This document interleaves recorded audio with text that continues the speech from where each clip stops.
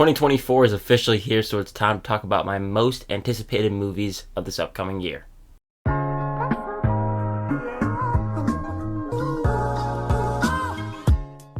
Welcome back to the channel. My name is Ben. On this channel, I love to talk about movies and TV, and if you also love to talk about movies and TV, consider hitting that like and subscribe button. As we get into the video, be sure to let me know down below in the comments what movies are you most looking forward to for this upcoming year. In my list, I'm specifically including movies that 1. Have official release dates, 2. Are slated to come out this year but don't have a specific date. And this is of course my list, so we're going to have different opinions, but that's okay. I'm going to be looking forward to one movie more than you are, but that's how movies work. There's a lot to look forward to this year, but let's talk about my number 15. Chris Stuckman's directorial debut, Shelby Oaks. His crowd-funded movie is supposedly finally coming out this year. I cannot wait. I know I myself donated to the film, and I'm just really excited to see what he has cooking up in store, because this is a critic turned filmmaker. He's going out there and doing what many of us in this YouTube film space aspire to do, so props to him. I can't wait to see what he has in store. Number 14, a movie from A24 that's kind of going under the radar. I'm sure it'll pick up steam and buzz once it starts to come out and there's a trailer and poster,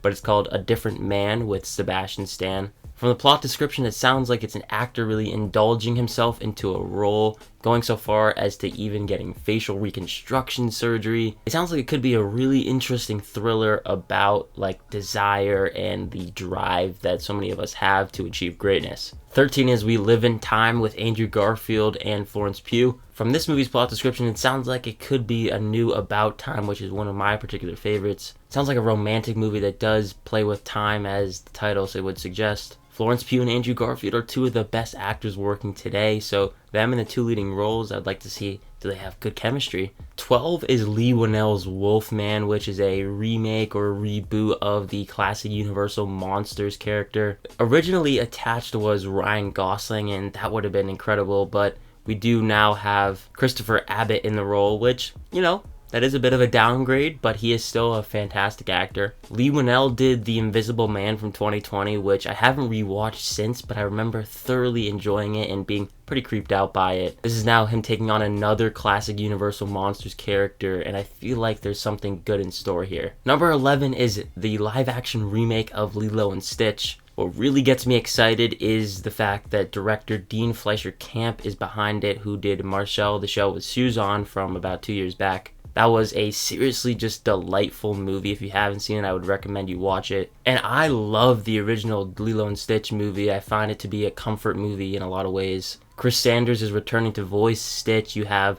obviously new cast with it being a live action movie. I do believe it's going straight to Disney Plus, which I'm not crazy about that fact, because I would like to see this movie in theaters like I would most movies. But I just hope it's good and has a lot of life in it, which I do have faith in Dean Fleischer Camp to give this movie some flair and to not make it just a disposable live action remake. Breaking us into the number 10 spot is Richard Linklater's Hitman, which I would think is going to premiere this year on Netflix. Netflix bought the film after it premiered at the Toronto International Film Festival back last fall. And this movie had rave reviews coming out of the festival, everyone just calling it a real crowd pleaser and just a movie that is going to be a lot of fun for viewers. Richard Linklater is a great director. You also have Glenn Powell in the leading role, who seemingly is at the top of his game right now. He's a very charismatic actor. I think this is going to be like a comedy action movie. I just want a fun time, and I hope this movie delivers on that. Then we have Bong Joon-ho's Mickey 17. Bong Joon-ho is one of the most acclaimed foreign film directors working today. He of course did Parasite, one of my particular favorite movies. He also did Memories of Murder, another fantastic movie. This is a movie from Warner Bros. It's being produced by Warner Brothers, so it's not going to be in a foreign language as far as I know. And you have a great cast with Robert Pattinson, Mark Ruffalo, Toni Collette. I believe it's a sci-fi movie based off of a novel. Then we have a movie that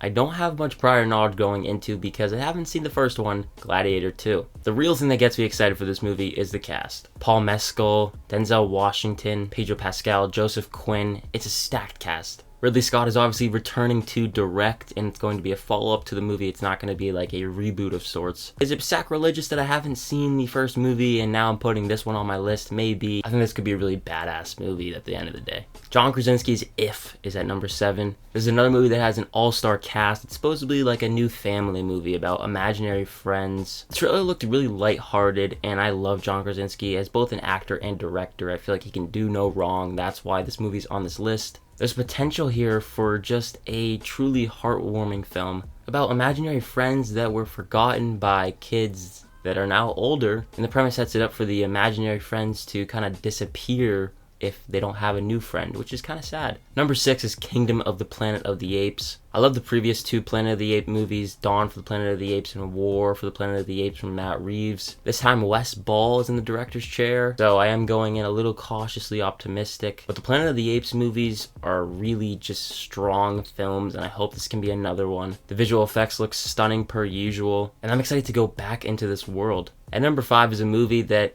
maybe is a bit of a guilty pleasure looking forward to kind of movie, Kung Fu Panda 4. The original Kung Fu Panda is one of my personal favorite movies, like ever.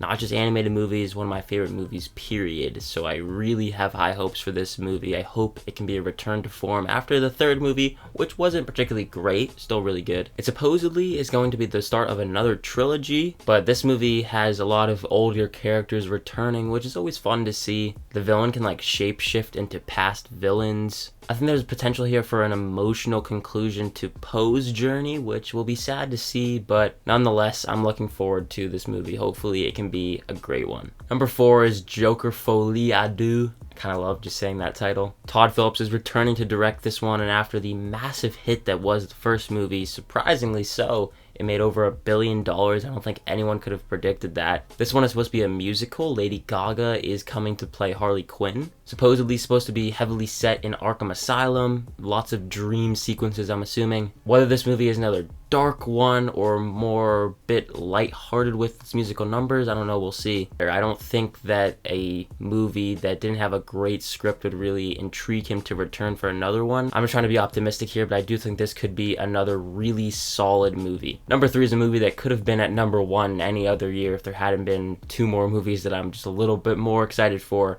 A Quiet Place Day One. I'm a huge fan of the first Quiet Place movie as well as the sequel. They are just 2 terrifically suspenseful movies. I hope that this movie can be another great one. I hope that this prequel can similarly be very suspenseful. John Krasinski is taking a step back. He is still producing this movie, but Michael Sarnowski is directing it. Paramount's gonna milk this franchise. We know that by now. There's already another 3rd Quiet Place movie in the works. But the origins of the world that A Quiet Place is set in, I'm interested to see what really happened the day of the world kind of shutting down and these aliens crashing to Earth. The terror that inherently sparks throughout the country and world for that matter. Number 2 is Pixar's newest movie, Inside Out 2. The first Inside Out movie is a movie that is very special to me. I know to many of you it is as well, because it tackled mental health and the emotions in our head that can be so unfamiliar and scary at the same time in a way that didn't really feel heavy-handed. It's obviously a movie targeted at families and children, but its exploration of these difficult themes was just a breath of fresh air. And this time they're introducing anxiety as Riley, our main character,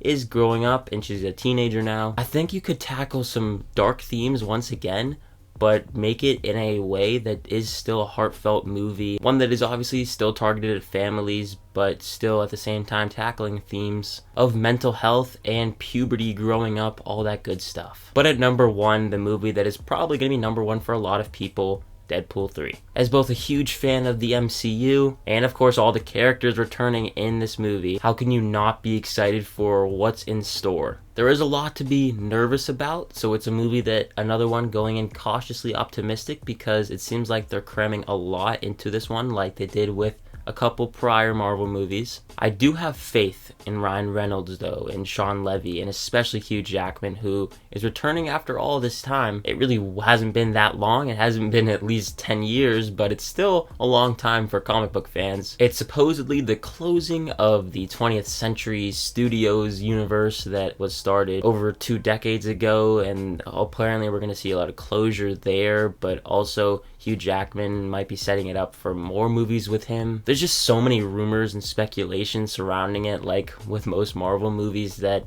you gotta just go in and just expect a good movie. That's the bottom line, what I want. And of course, a fun time for comic book fans. So I hope that this movie delivers. A little bit nervous, but we'll see. I have faith in Hugh Jackman, who I just adore as Wolverine. But that is it for my most anticipated movies of the year list. Once again, be sure to let me know down below in the comments what movies are you most looking forward to. There's a lot to pick this year, and I'm sure there will be movies that'll just sneak up on us and become big hits. I'm excited to see what 2024 has in store. I want to thank you so much for watching this video, and again, if you did enjoy it, be sure to hit that like and subscribe button, as well as that notification bell so you don't miss any further videos. And as always, look forward to more videos and reviews coming soon. My name is Ben, people call me Meter, and I'll see you guys in the next one.